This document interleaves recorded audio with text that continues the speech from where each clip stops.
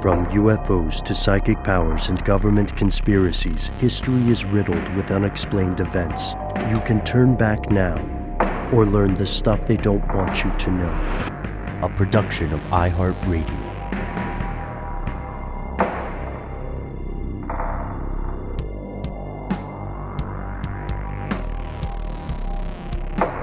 Hello, welcome back to the show. We're still humans. We're still humans, gonna say in a way. This is your phone. This is your phone. And my name is Matt. My name is Noel. They call me Ben. We're joined as always with our super producer, Alexis, codename Doc Holliday Jackson. Most importantly, you are here, and that makes this the stuff they don't want you to know. Big thank you to our fellow conspiracy realists who reached out all across the internet through so many different platforms with some news of the strange variety that we're excited to explore with you this evening. We're going to learn about alien corpses displayed to the lawmakers of Mexico. True story. We're going to catch you up on upcoming memoir from a former Secret Service agent around during the assassination of JFK. We're going to talk about nasal decongestant, which is promised more interesting than it sounds. But we thought for this evening, we would open up with the JFK story. Assassination of JFK and anything related to it remains one of the most prevalent subjects of conspiracy theories in the world today. So it's no surprise that the latest news is of great interest. Did y'all read or watch the 11/22/63 by Stephen King? Oh, yes, both. Both. Okay. I did the audiobook of the book, and then I watched the series about maybe 3 weeks ago. I thought the series was fantastic. I know James Franco's kind of like canceled, but I thought he's good when he's good, man. When he's cast as sort of like an everyman, he fits the bill. He does a fine job. And I thought the things that I thought were heartwarming from the book, they translated beautifully into the series. One thing I love about Stephen King, not to get too sidetracked, is that he just sets rules and doesn't explain himself. He's like, there's a portal in the closet, and that's just what it is. And I'm not going to tell you how it got there or why it's there, but here's how it interfaces with the story, and I love it. And he's so entertaining that you never really question that. But I have a hard time remembering dates. So whenever I'm trying to describe this movie or series / book to somebody, I have to Google it. 11/22/63 is the day that John F. Kennedy was assassinated in Dallas. And you're right, Ben. It really has been sort of like this high watermark, American conspiracy about the grassy knoll. And I get that a lot. And like, the second shooter, the magic bullet theory, that's what we're talking about today. The idea that a single bullet ripped through JFK, exited him, and then I believe entered the governor, like through the wrist, and then somehow ended up, out of their bodies, and, they captured it. But today we're talking about an update that's taken place 60 years later from a former Secret Service agent, you're right, Ben, by the name of Paul Landis. Who I'm just going to go ahead and lead with it somewhat suspiciously has just come out with a book. So whenever someone's doing revelations about something that happened a long time ago and they're coming out with a book, I'm always a little bit kind of hesitant to, oh, you're doing this out of the kindness of your heart. But this guy, I heard an interview with him, a couple of sources, and he essentially was one of the main Secret Service agents who was, the ones that are like running alongside, like jogging alongside the presidential motorcade. And he just flew into action when the shots were fired. It was obviously, if you were in that situation, a very traumatic, very, very aggressively chaotic experience. You're not always going to be on your A game, but these Secret Service agents, this is what they're trained to do. And he basically was one of the ones who shielded Jackie Onassis Kennedy.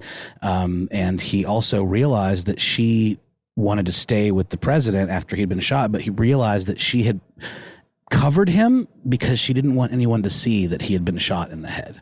Like, she really was clearly very concerned with people seeing this. And he told her, you can go, you can like take care of yourself. I'll do it. And he put his jacket over it. And he talks about all of this in these interviews surrounding the book. And he also talks about the fact that he found a bullet. After all of the chaos of the event, they get to the emergency room.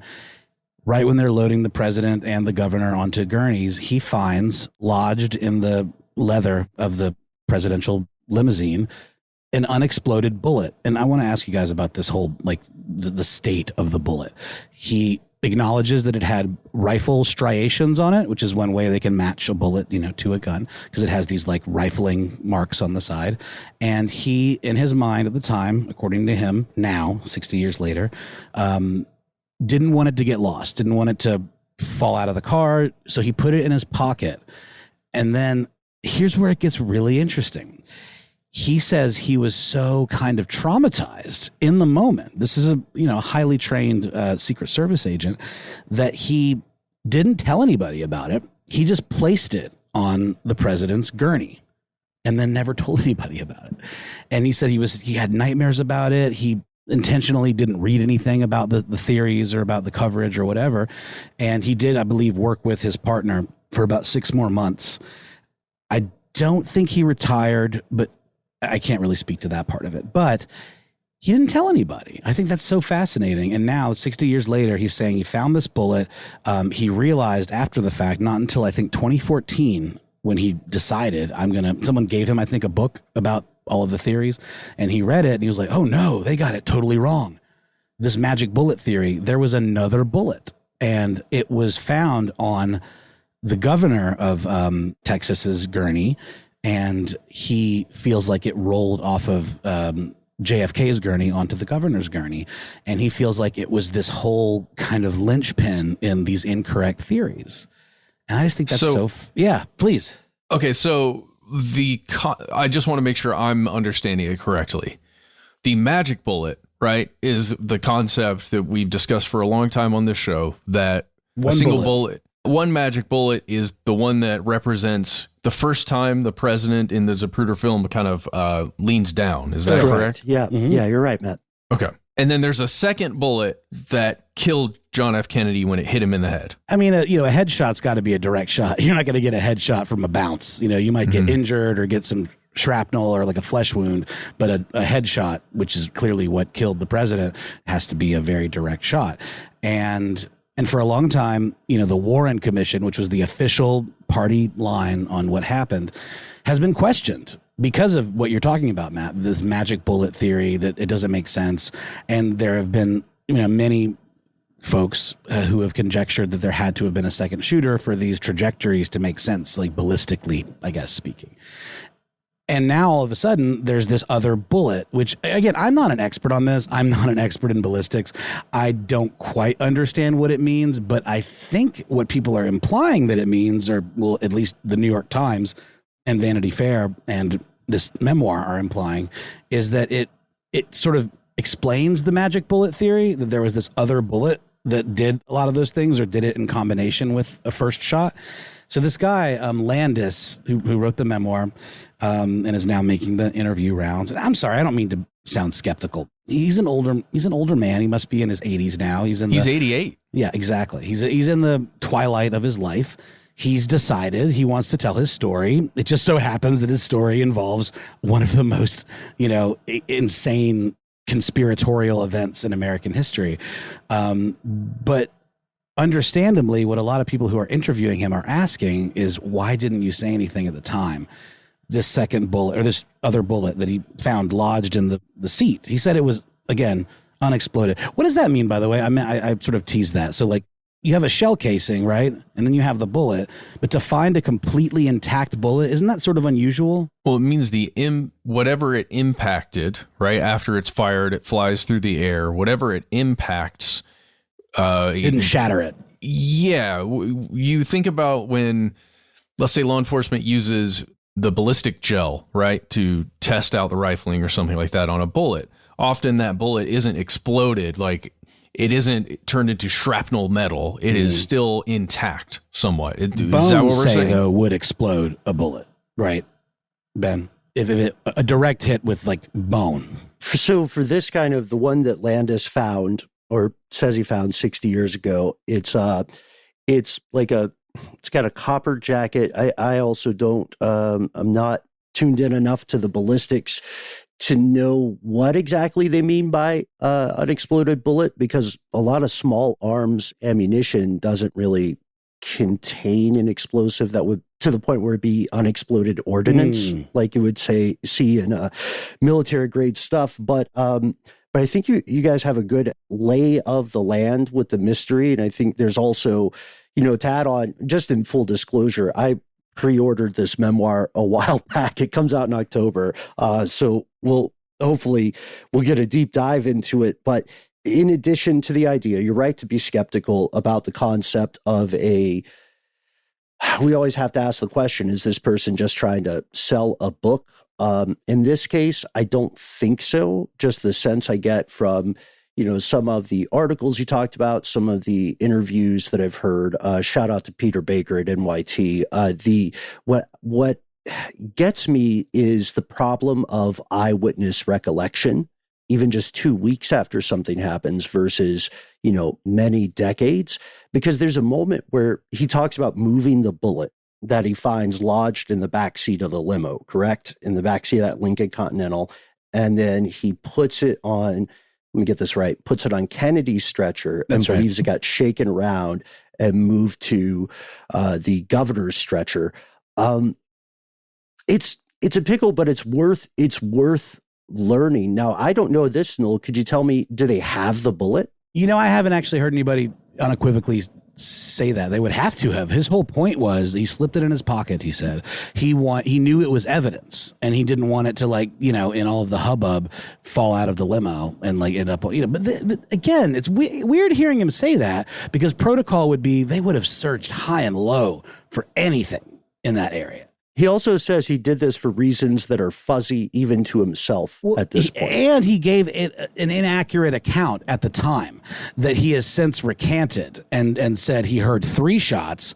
In his original report, he said he never went into the, not operating room or whatever, the area where he could have put it on Kennedy's gurney. He says he never did that, but he now, 60 years later, says he was under duress. He was, again, traumatized.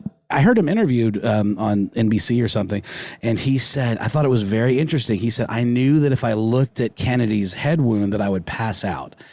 And I just thought that was a very interesting thing to say for someone who's so highly trained like that. Not that they're showing you all kinds of horrific, faces of death kind of thing to make sure you're not going to pass out, but you are trained to kind of be made of sterner stuff. So for him to say that so many years later, I thought was interesting. He wouldn't look at the body, and he was thinking mainly of Mrs. Kennedy. And he even talked about how he found a lighter, a Zippo lighter that was covered in blood and that had the presidential seal on it. And he thought, okay, this probably belonged to Jackie Kennedy.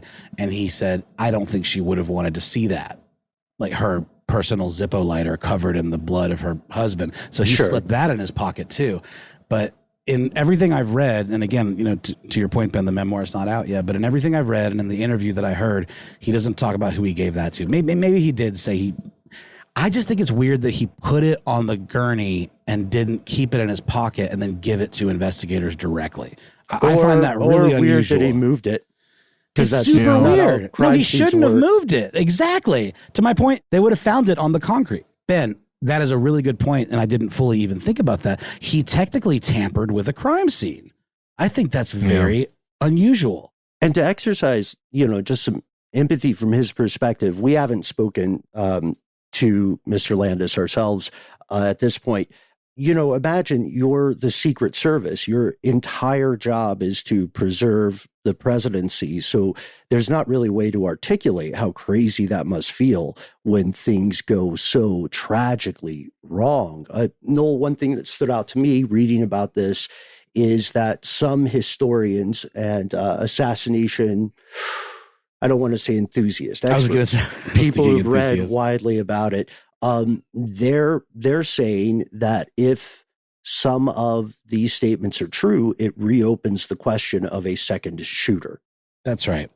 I'm having a hard time remembering the gentleman's name, but a journalist who wrote a piece for Vanity Fair about this topic, he met with Mr. Landis, he said no less than 15 times, because he realized that this guy is going to be the subject of intense questioning.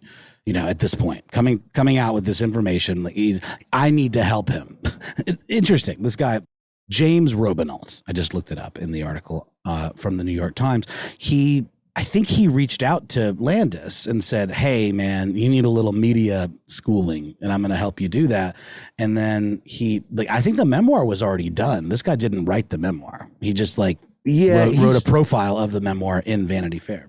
Yeah, and he's a Robineault's an attorney. He's also written several books, not all necessarily about JFK, but I think the way I hear it most often described is he helped Landis process his memories. Is That's the right. word? Is the phrase you'll see coming up a lot. I think it is fascinating because the majority of the U.S. public to this day does not accept the official narrative here. And you can check out our earlier episodes to see why it is reasonable to question not just that assassination, but the series of assassinations that occurred immediately in the wake of it. So I guess my question to you then, Ben, is this revelation, if they did find the bullet, which they should have, but yet they found it on the governor's gurney, how does that change anything? Doesn't that mean there was a third shot? Because that was one thing that Landis, in his original statement, he said he heard 2 shots, but then later he was like, in these interviews he's doing now at 88 years old, saying I heard 3 shots. And that's a big deal, right? Hearing 3 shots is like a big change in the narrative, I believe. But the fact that this bullet was in some way, to your question, Ben, do they have the bullet? Or maybe Matt, you asked that. Surely they do if it was found and then that was entered into part of the narrative, right? Like, how does this really change anything? It would just potentially contradict the Warren Commission. And we're not allowed to contradict the Warren Commission, guys. That's a conspiracy theory. Come on. We've learned that over time. Can I read a tiny, tiny paragraph from that Vanity Fair article? It's something I didn't know. And this is when we're talking about how did Landis's recollections of what occurred, how did they get written down, right? And why? That's what I'm asking. Exactly. Okay, so how was this entered into evidence, including what happened with the bullet? So this is what James Robineault is saying for Vanity Fair. The sad fact is that Landis, though required to provide his version of events to the Secret Service and in a second report to what would become the Warren Commission, he never sat for an interview before the FBI and he never testified before the commission itself. Right. He left the Secret Service months after the assassination and before the panel finished its work and issued its report. So that is weird to me that he got out in between, right? And the statement that he did give was very procedural and not like a deep dive. It wasn't someone really grilling him. It was just sort of like if you're a cop and you shoot somebody, they do a panel to determine whether it was like a legitimate shooting or not. And again, that even probably involved more grilling than this did. This seemed to be procedural. He didn't do anything wrong. He was just asked to make his statement so they could place it in the pile of statements about the event. And to your point, Ben, he was experiencing intense PTSD, at least according to his own account, which you can only imagine would be true. So the book is called The Final Witness, a Kennedy Secret Service agent breaks his silence after 60 years. I'll dive in and, off air, give the skinny and the scoop, right? And we'll see. But it's an important story, I think. To your point, Noel, there's a reason that so many people still have so many questions, and it's not wrong to ask those questions. I would argue that it is the ethically correct thing to do. And I just want to add before we move on that his partner, who I mentioned earlier, Clint Hill, fully rejects his news story, says it doesn't make any sense. Clint Hill was the one who famously was photographed jumping onto the back of the limousine. He's in these iconic photos of the whole thing. And he now, also up there in age, is saying, nah, none of that makes any sense. So that, to me, in addition to the whole thing that he didn't say anything, I don't know what his motivation would be other than to sell books, but I think that's too gauche. That doesn't make sense. Usually these people that we know that are lifelong public servants or people that are, put their life on the line to protect someone in power, in American government. they're not going to just all of a sudden become gold diggers. It doesn't make sense to me. I just don't buy it. So maybe he's experiencing some dementia or something brought on by old age, and maybe there are some publishers that are taking advantage of that. There is part of me that thinks maybe that's true. But the PTSD angle is very interesting. All of this is very interesting. Yeah. We'll have to stay tuned, I guess. This may well, once you've read the book, Ben, and I'm going to order it as well, maybe worth a full episode. I'm interested to see what constitutes an entire book on this topic. But in any case, let's take a break, hear a word from our sponsor, and then come back with another piece of strange news.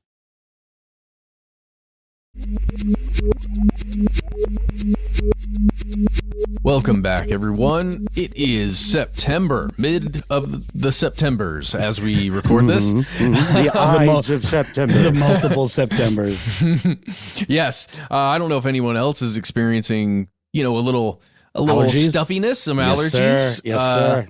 My family certainly is. And when my family is experiencing those kinds of things, we reach out, to the counter.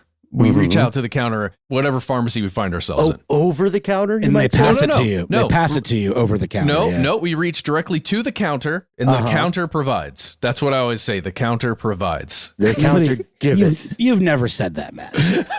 Matt says that all the time. I'm yes-anding. I know, I'm being really silly. But the point is, when somebody in my family is feeling a little sick, we go out and we get something you can get over the counter, just that's sitting there on the shelf. You pick it up and it says, hey, this helps with making your nose less stuffy, and it helps you feel less bad when you got a little cold or, It has a graphic on the front of it that's got like predator, like vision, like the, heat seeking kind of vision where it's like targets your nasal cavities. Like, this is what this pill will do for you. This is what this is going to do. You're fine. Look at the picture.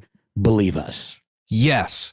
And since I've been an adult, I've been using pretty much the same ones.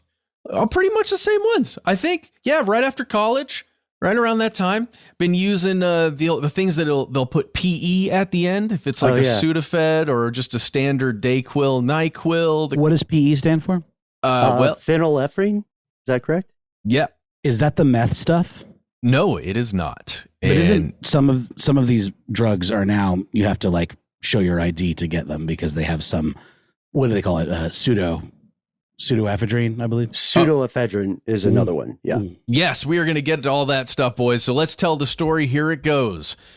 Right now, as we record this, the day before, the FDA has come out and they've made an announcement that their advisors have declared that advisors. No, I'm serious. The FDA outside advisors, the little board they put together when they want to make a big decision, they have decided that the leading active ingredient in leading nasal decongestants that are used by millions of Americans every day are basically placebos. Oh, nice. Snake oil, huh? Snake oil. Snake oil is pretty powerful, though, y'all. It's pretty powerful.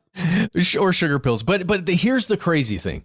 The one that you mentioned, Ben, phenylephrine, that is the particular drug, the chemical that is in question here.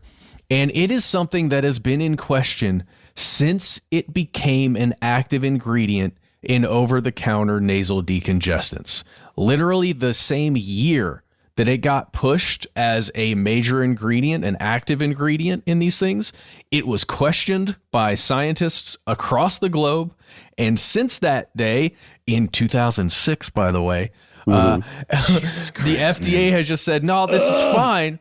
And drug manufacturers, the major ones, all the ones you're thinking about right now in your head when you think of a drug manufacturer, they've been putting out drugs, over-the-counter medicines that use this thing as the primary nasal decongestant ingredient. Wow. This is one of the craziest things. I'm annoyed. I'm personally annoyed. Well, I think maybe we all are. I think. Let me read a bit from this AP article. It's titled "Popular Nasal Decongestant Doesn't Actually Relieve Congestion, FDA Advisors Say." It's written by Matthew Perrone for AP News. And it is saying, well, we'll just read it this way. Advisors of the FDA voted unanimously on Tuesday That's literally yesterday as we record this, against the effectiveness of the key drug found in popular versions of Sudafed, Dayquil, and other medications stocked on store shelves. And here's a quote: modern studies, when well conducted, are not showing any improvement in congestion with phenylephrine. Right. And that's from an allergy specialist from St. Louis University School of Medicine. Guys, because of these findings from the FDA, it is highly likely that J&J, Johnson & Johnson, Bayer, and pretty much everybody else who makes drugs are going to have to pull these things that we've all been using for almost 2 decades off the shelves.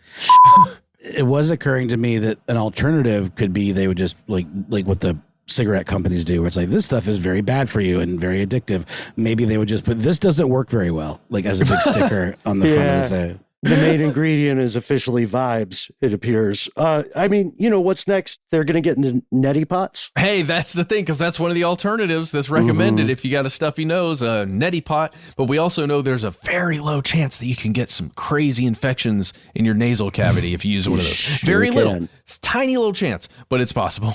Well, this might be another story we should cover at some point, but I don't mean to be too confessional, but I recently started taking a relatively new drug called Mounjaro that's like for weight loss, and my doctor prescribed it to me, but my insurance wouldn't cover it, and if the insurance doesn't cover it, it's like $1,300 a month for these injections. So I was like, F that. So I had a friend that told me, well, there are these like dietitians and weight loss clinics that can get it for you at half the cost, but it's compounded. And I didn't realize that was a different thing. I did notice that the Mounjaro you get prescribed comes in a cool, fancy little thing, like a pen, you know, and the ones that I got came in a envelope full of syringes and like a little bottle. And I only just recently started Googling it, compounded Mounjaro versus, you know, prescription Mounjaro, and all this stuff came up saying like Mounjaro is intellectual property that is owned by Novo Nordisk, and they have not let that out to like anybody else. So whatever these dietitians are saying they have, it's not exactly the same thing, but it probably is close. It's called a terzeptide is what it's called. I'm sorry, I don't mean to derail, but really quickly, I was all of a sudden really freaked out. I was like, you know, it's not $1,200, but it's not cheap. And I felt like it was really working for me. I was like, my appetite has decreased and I've lost about 13 pounds in the last couple months, but I've also been like exercising and seeing a trainer a bunch. So I was like, am I full of shit? Am I entirely the victim of placebo? That really occurred to me because I'd read all this stuff about how this drug is like a miracle drug.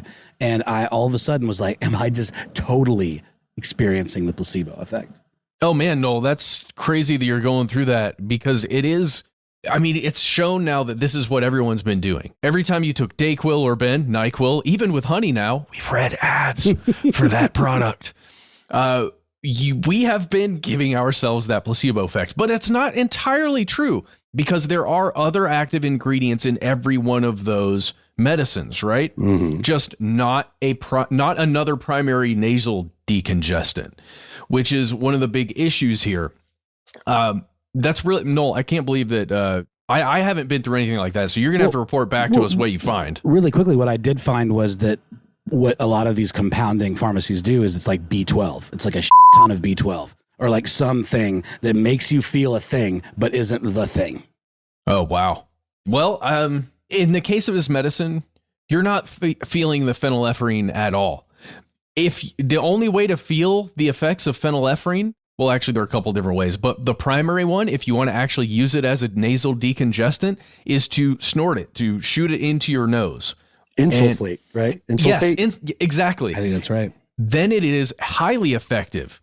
It does exactly what it says on all of those bottles. But there's tons of little snooter, like, decongestant things, like Vicks, little things that you shoot up your nose. Why don't they release it in that form to make it more effective? It is released in that form. It's available in that form. It's just Americans especially, but many human beings across the world like to take their drugs orally. It's just an easier task. And especially since like little kids often will take a little sippy cup basically of medicine and they like that better than getting stuff shoved up their nose. Sure. That's one of the primary reasons why it became a take your pill medicine rather than shoot it up your nose medicine. Marketing. Oh, yeah.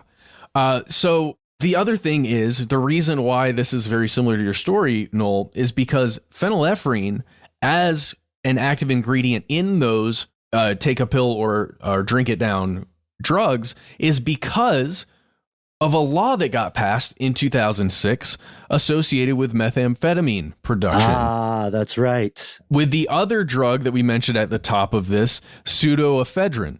Mm-hmm. Pseudoephedrine was the active ingredient in things like Dayquil and NyQuil and Sudafed was the original. Yeah, it's sort of part of the name. Exactly. And those drugs are still available. You just have to go to the pharmacist and ask them for them. Then you have to, in this country at least, and also in the UK, I believe, you have to sign a logbook, basically. Right. Show your ID. And you can only buy a certain amount, right? That came up in the plot of Breaking Bad. They call them Smurfs, people that go and buy the pseudo and like have like a whole team that like divvies it up so they can get enough to make a batch of crystal meth, because one person can't get enough in one purchase to do that. So they have to like have these little Smurfs, they call them. Exactly. And I would highly recommend everyone read the New Scientist article from May 2016, Breaking Bad Sniffles, crystal meth made cold medicine rubbish. That is a 2016 article talking about how the active ingredient in most nasal decongestants doesn't work. It's bullshit. Holy crap. Yeah, it's fascinating. I remember I'm a bit of a square in that sphere of vice. I remember I picked up No-Dose or something like that, which is basically mainly caffeine, right? But then there was some other thing when I was on the road a lot more often domestically. There would be that little aisle or that little display by the cashier stand of all the pressed pills that were like Trucker Crack and then White Crosses. They had all these Jackets, weird street names, like things like that. Yeah, and so I remember one time I thought the coffee's just not cutting it. I have to be in a different part of the continent in a few hours. I can't sleep. And so for the first time ever, I was going to buy some of this. And the cashier at the time, I think it was like a Flying J or a Pilot or a Quick Trip or something. The cashier said, "Yeah, buddy, hurry up, because they're going to be a lot harder to find in a while." And then he asked me if I was sure I didn't want to buy more while I could. And so I just got one pack. I decided not to try them. I sat in my car and did like who am I inventory. I was like, do I look like I do methamphetamine? He was trying to give you some good intel, man, Yeah, it's probably not the first time he had that conversation. No, he was trying to move their units. I was in a punk band when I was younger, and we had a song called Mini Thins, and Mini Thins were a street name for these kind of trucker pills. And the lyric was ephedrine shrinks your penis, makes it hard to pee, because apparently ephedrine does cause shrinkage or whatever. But that was the first time I heard of ephedrine. And what we're talking about now, Matt, is pseudoephedrine. So does that mean it's like a different formulation of ephedrine? Like, what is pseudoephedrine? Oh God, pseudoephedrine. We can get into that. I would recommend the article from Science titled "The Uselessness of Phenylephrine." That's from May 30th, 2022. In that article, you can learn all about how these drugs actually interact with the body, with some things that I can't really understand. I'll read this little excerpt. Why is oral phenylephrine so useless? It is extensively metabolized, starting in the gut wall. You can find a bioavailability figure of 38% in the literature, but that appears to be the most optimistic number possible. And it's kind of tough to get through in that way, but it does go into the one you're talking about, Noel, and how that drug actually breaks through that wall, right? It is metabolized correctly. Like certain drugs, to your point, they break down beyond the point of efficacy by the time they actually reach the part of your body that needs to be tweaked or whatever, Oh yeah, exactly. Guys, we're going to end this in just one moment here. I have to say one last thing. There is another article everybody needs to read right now. It is from the Journal of Allergy and Clinical Immunology. It's titled Oral Phenylephrine, an Ineffective Replacement for Pseudoephedrine. And that is from May 1st, 2006. And it goes... Oh, wow. Exactly. That's a long... Jesus Christ. Well, it goes into the 1976 FDA review panel that concluded oral... I'm going to read these out. This is going to be tough, but here goes. Oral phenylpropanolamine. Oral... Nailed it. Phenylpropanolamine. That's what it is. Nailed it a second Pseudoephedrine time. and phenylephrine are safe and effective for non-prescription relief of nasal congestion caused by the common cold. Okay, that happened in 1976. Then in 2000, that crazy one that I read, phenylpropanolamine, it was better every time, man. Better every time. Like a fine wine. Like a fine wine. It was voluntarily removed from all products because of hemorrhagic strokes. They were associated with the use of that drug. I'm sorry, you buried the lead there. You're saying the active ingredient they are now touting and pushing is the thing that gives you hemorrhagic strokes. No. that is one of the three. That's one of the three that was approved back in 1976. Then pseudoephedrine, the one that's used to cook meth, went out of style in 2006 because of an amendment to the Patriot Act, by the way. That's why it came out.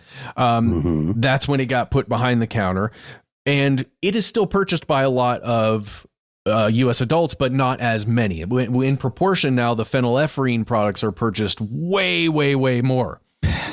But doesn't it just go to show that, like, despite FDA approvals, quote unquote, medicine is bullshit? Like, doesn't it kind of like just in general point to that? Like, we were talking recently on an episode about the whole thing with artificial sweeteners, how it took the FDA. They already knew when the thing came out that it wasn't good for you. But now, however many 50 years later, they're like, actually, we finally got done with our book report. And we think it's actually, we're going to come out and say it's not great. Yeah. FDA is garbage, man. Well, but check this out. It's not just the FDA, because there are powerful forces at play. Because of that change in the Patriot Act in 2006, phenylephrine came out, and it was Pfizer that introduced Sudafed PE, which was the original one, because you can't use that active ingredient to make meth, right? And it was only it was only a 10 milligram dose. It was marketing, you're right, but it was known at the time. It was known then that it had poor bioavailability when you take 100%. That thing. Also, we got to point out, Matt, I don't want to take up too much time. We got to point out, though, that this is another example of legislation lagging behind technology because the problem is, if you are a legislator, you are playing a very rigged game of whack-a-mole. It is super easy to make a drug that is, well, what's the word? Not parasympathetic. Sympathomimetic. Yes. Like a cousin of it that is chemically... say it one more time. It changes one little factor, one little molecule. Sympathomimetic. Okay. So it has the same effect, but it is just a kissing cousin of the thing. And so now you can say this is not technically the thing. And you know what? Pfizer does it as well as your local mad chemist from out of the 1960s. Well, it's the same with all of those, like, quote unquote lab chemicals, like bath salts and, like, you know, a THC that isn't technically the molecule that is scheduled by the government. Like, THC is one particular molecule. Then there's something called like Delta 8 that's like one molecule different, but that means they can sell it at the gas station. That means they can sell it at the head shop, quote unquote. And it gets targeted, but that requires debates in the halls of government. You know, somebody has to, like, die, and someone has to get mad and, like, write a letter to their congressman or, like, kratom, all this stuff. Like what you're saying, Ben, is actually absolutely right. We're talking about sales. I just have to give two figures, and this is it. When we're talking about taking these drugs off the shelves and not selling them anymore, we're talking about a major hit to major drug manufacturers. Billion. Because in 2022, according to CBS News and the FDA report itself, there were 242 million bottles, packages, units, or whatever of this cold and allergy medication sold. And that stuff's like $35 a pop. Like, each one of those, like, they're very pricey. You know, that type of medication over the counter. Yeah, and it depending, I don't know if that's just in the US or internationally, guys, but that seems like a large number. The money number associated with that is roughly phenylephrine products make up an annual sales amount of $1.8 billion. So that's a huge hit to the bottom line if you take those off. Yeah. And also, quick correction, sympathomimetic is those are drugs like P that mimic certain effects on the sympathetic nervous system. The better general term is just analog drug, but what we're saying is still accurate. And it's whenever there's billions of dollars on the line, things get ugly so quick because the pharmaceutical lobbies are best in class, to be quite honest. Oh yeah. Well, and just to put a cap on it from my end, the thing that I was talking about earlier with the Mounjaro is what I did look up is there's probably some of that in there, but it's not FDA tested or approved, and proceed at your own risk. The reason I even found this out was I had a physical and I told my doctor who prescribed me the Mounjaro, but it was like $1,300. And then I found this dietitian. I told him, oh, I've been taking this Mounjaro. It's great. He's like, wait, you got it from us? I'm like, nope, I got it from this dietitian. He's like, ooh, not sure about that. These compounding pharmacies, you never really know what you're going to get. I thought that was because again, I looked it up, FDA, but to my previous statement, and then I'm done. FDA approval is bullshit. Who cares? Well, I mean, to some extent, that's what we've been finding out, right? Note to everyone listening, you are not going to get sick. You're not going to get your kids sick from using these drugs. They are just not going to be effective at doing the thing they say they do on the box. That's it. We'll be back with more strange news.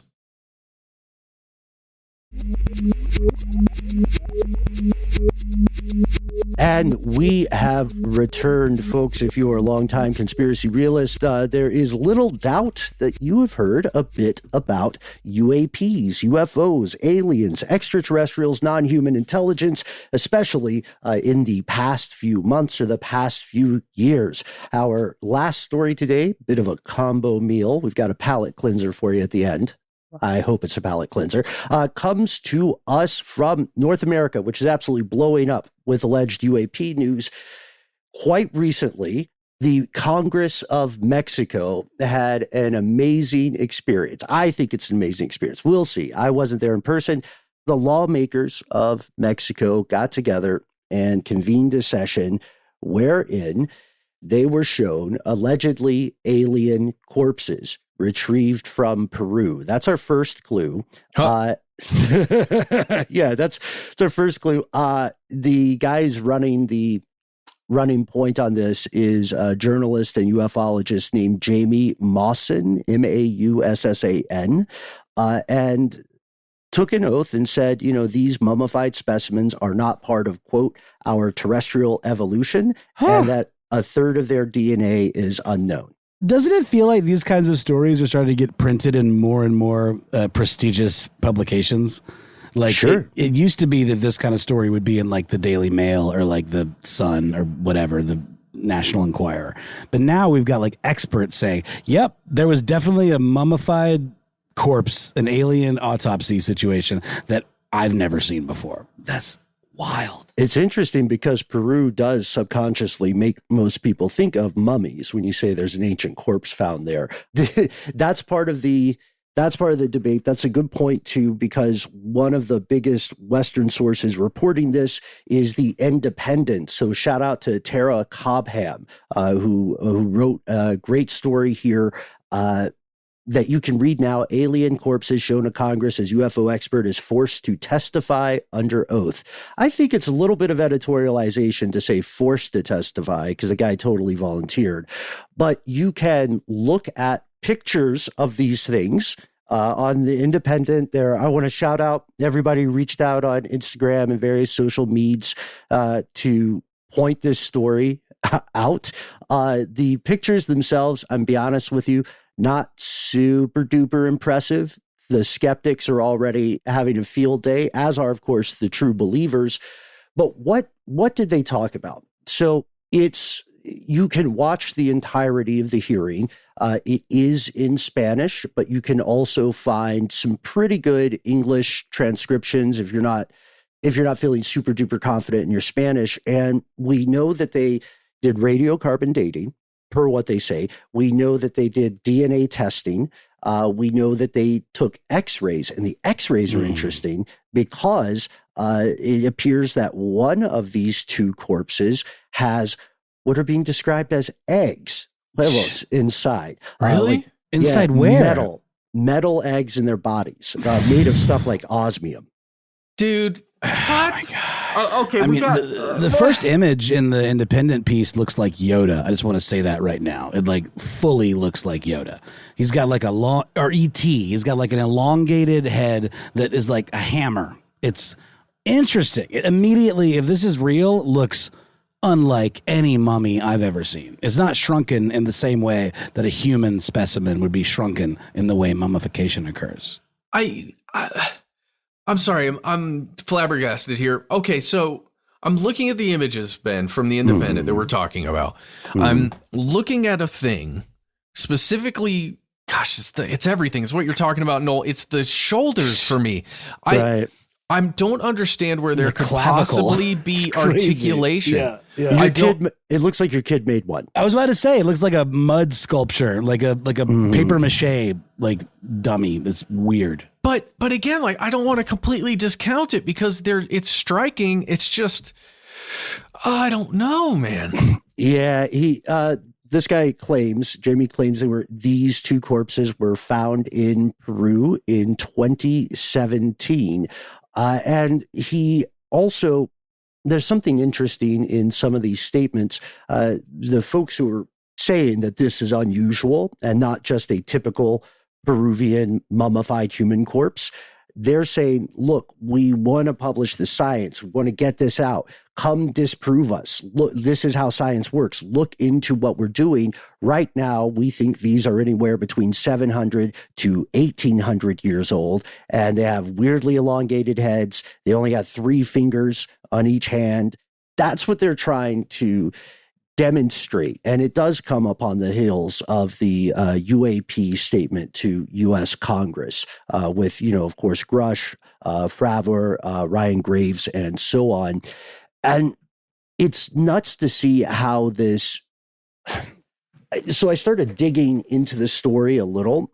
And the first thing you want to do on these things, you want to read the official statements, and then you want to learn about the source of the statement, right? Who is saying this, and do they have any sort of motivation? Do they have a book coming out? You know what I mean? Do they own a for-profit entity that publicizes putting osmium eggs in your body or something like that? And again, I don't want to cast aspersion here, but it is proven that this is not our guy's first rodeo.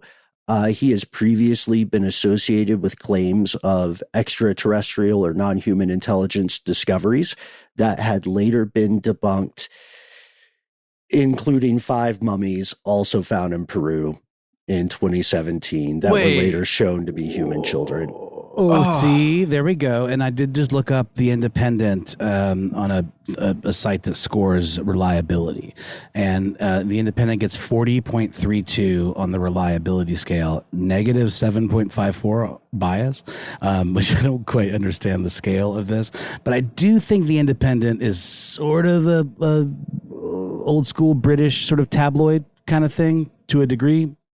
I don't know if I call it a tabloid. No, though. I've always It's found like their the quality to be Mirror of the better. Sun. No, exactly. But even the Mirror of the Sun, by some journalist type folks, are considered to be not as, reputable. Oh, that's what I'm saying. Yeah, those are trash. The Independent's more like the Telegraph, in my opinion. You go. So my point is, like, this is the kind of story that you used to see on papers in the grocery store, Bat Boy, things like that. Now we have too much information. We can't be fooled by that stuff anymore. We have to be fed more data to be like, maybe this is a alien mummy, but this is the type of paper that would print a bogus story. That's all I'm saying.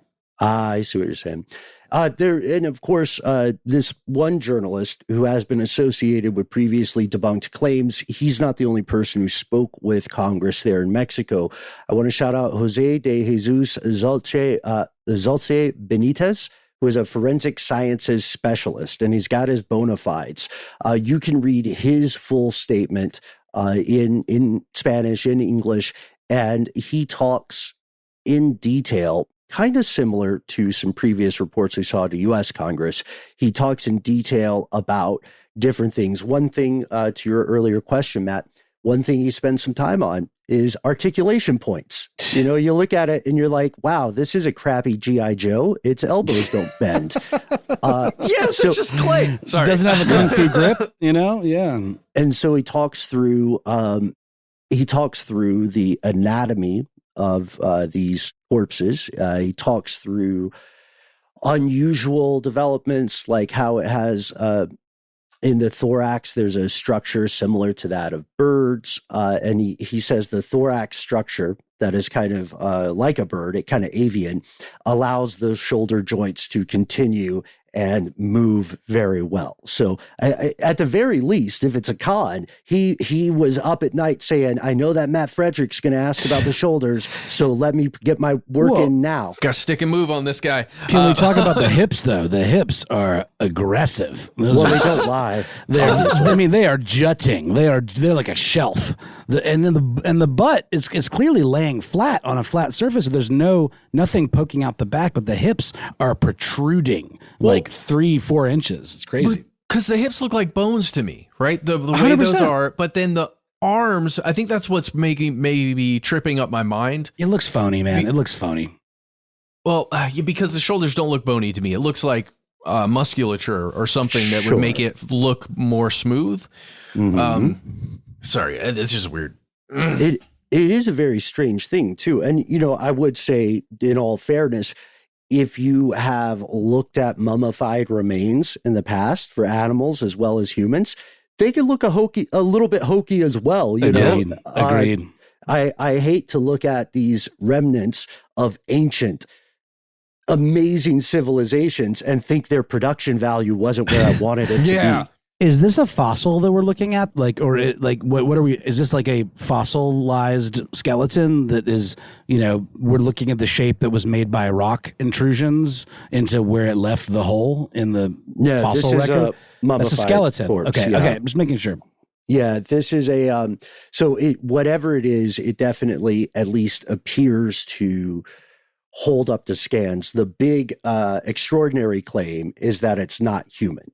And that needs to be verified by multiple people, but also part of that verification is looking at the track record of the person who is making these claims. And this person apparently has attempted to, or has made similar claims in the past. That doesn't mean what they're saying now is not true. That just means we've got to think about it. We've got to think through what their motivations could be. And you can find, again, the transcripts here, which seem to be made in good faith. You can watch the entire hearing in Espanol on any number of video platforms. Of course, Twitter loves this, or X loves this. And I got to say, it's been really interesting to get into the weeds and read the back and forth of what they're saying. Because if you listen to the folks who are saying this is extraordinary, they've got specialists in metallurgy, radiologists, geneticists. The interior eggs. That's fascinating. That's a real eyebrow raiser for me. The idea of metal eggs is interesting. Well, Ben, did you give a length or like a height or just a size? Yeah. No, not yet. That's good. It's in a drawer. It looks like in the image, it's like in a drawer. That's like a velvety kind of, you know, sunken thing, like you would present a king's crown. You know, it's very unusual. They're little Oshkosh Bagosh caskets, basically. Exactly. Because it is tiny. It is, yeah. They're not going to be point guards in the NBA. You know what I mean? That part is true. They are, the thing that's strange is they fit a lot of the popular description of little green men, you know, big heads, somewhat vestigial noses, lower number of phalanges or whatever, and much smaller height, fingers, or toes as well, I guess. And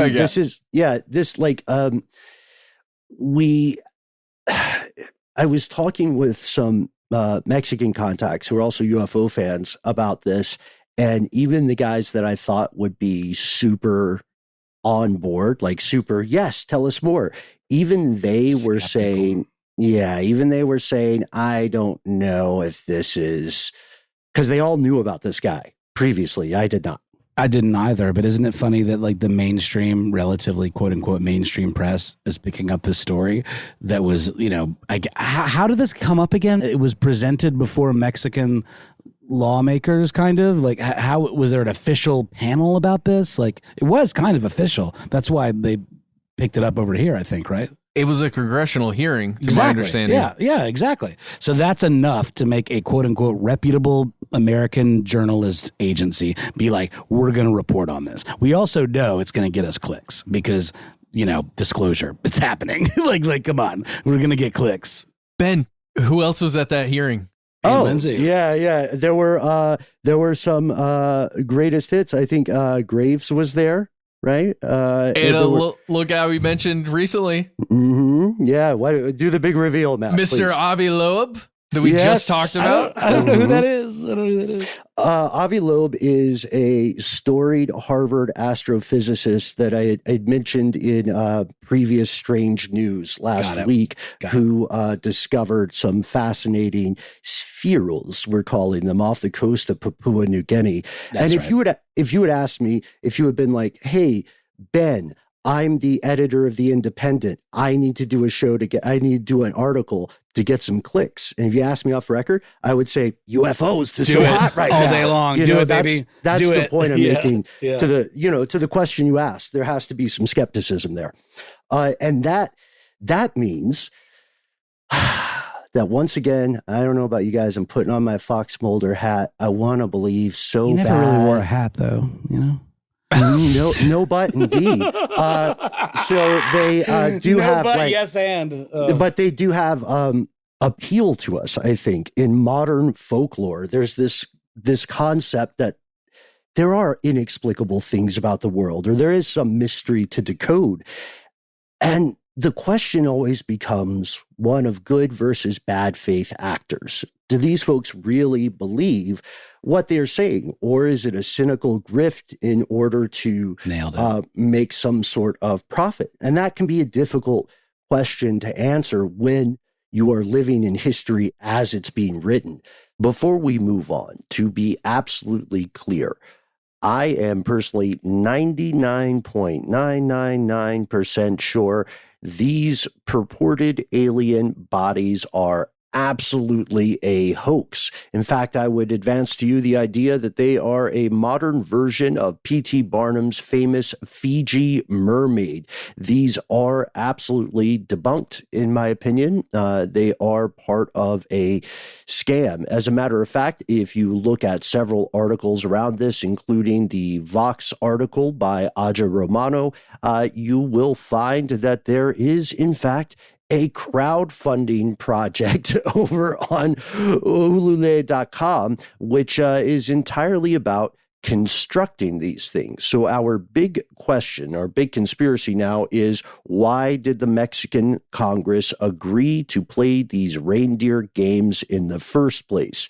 Curiouser and curiouser.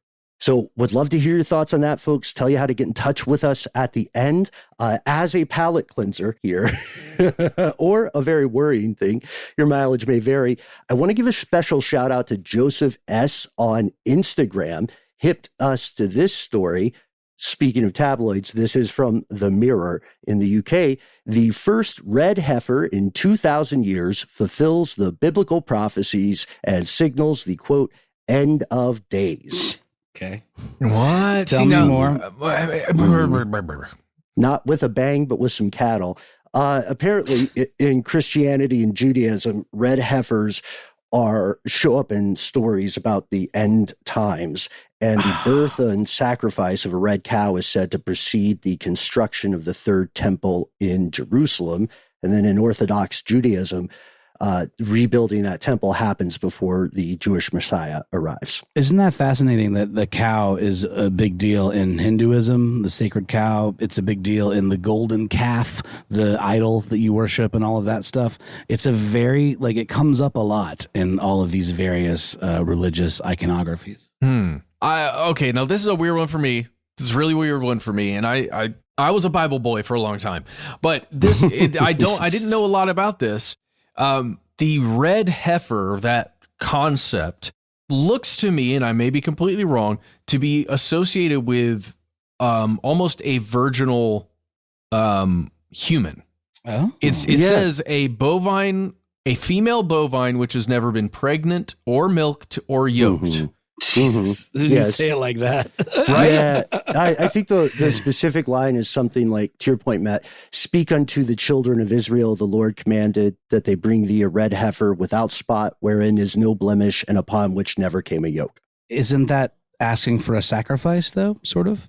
It is. It was for sacrificial purposes. That's what the red heifer was used for. Sacrifices are like a thing, it's very interesting. Maybe I just don't understand the significance of this one perfectly spotless, whatever the criteria is. I mean, there's so many little mentions, and I think it's actually sort of been debunked that 666 is mentioned in Revelations. I think that's not true, right? And correct, right? The number of the beast, but there are things in the Bible that portend an end of times thing, and anybody that wants to interpret it and spit it out to their followers can flip it and do whatever they want with it. And the director of the Temple Institute, Rabbi Chaim Richman, spoke about this and said, we and several other rabbinical experts have examined this cow, and it is indeed a viable candidate for the biblical red heifer. I had no idea that they were so exceedingly rare. And as someone, who has color blindness or color deficiency, if there were people like me on the farm, we would have never known, and the world would just have ended. But that they have criteria ready, for the thing. Oh, here it is. Let's check the boxes. That's wild to me. Red is also a translated color. Remember, this is, and red doesn't mean red necessarily. It could mean yellow, or it could be yellowish. Check it out. There are translation differences that have been associated with this thing and what it actually means or would look like. Well, to the point, Ben, of someone with color blindness, color is all relative. It's all about what you ascribe that color to be. And then, the word you choose to use to describe it to other people that is usually pretty irrelevant.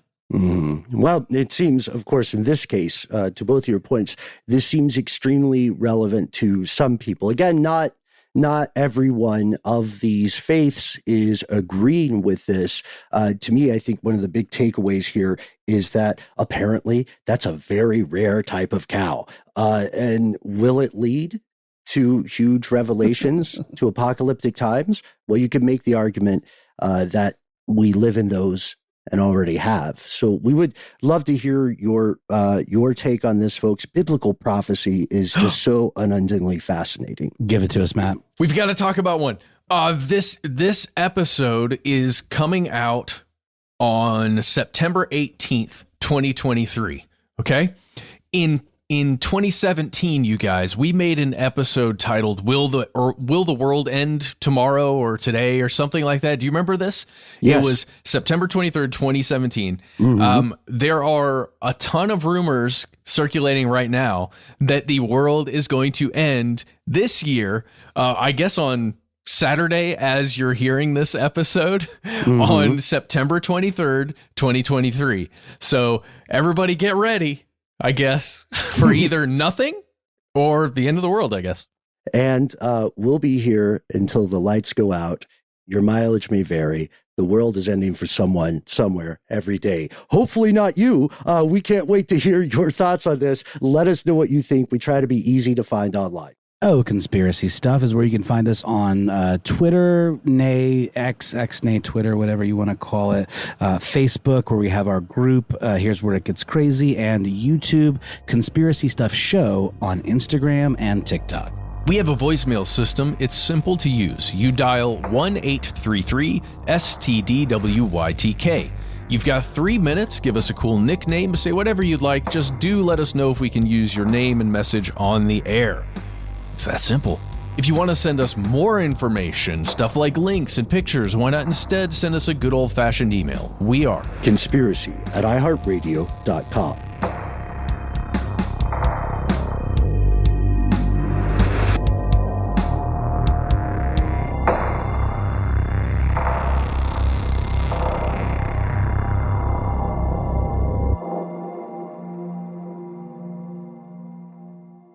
Stuff They Don't Want You to Know is a production of iHeartRadio. For more podcasts from iHeartRadio, visit the iHeartRadio app, Apple Podcasts, or wherever you listen to your favorite shows.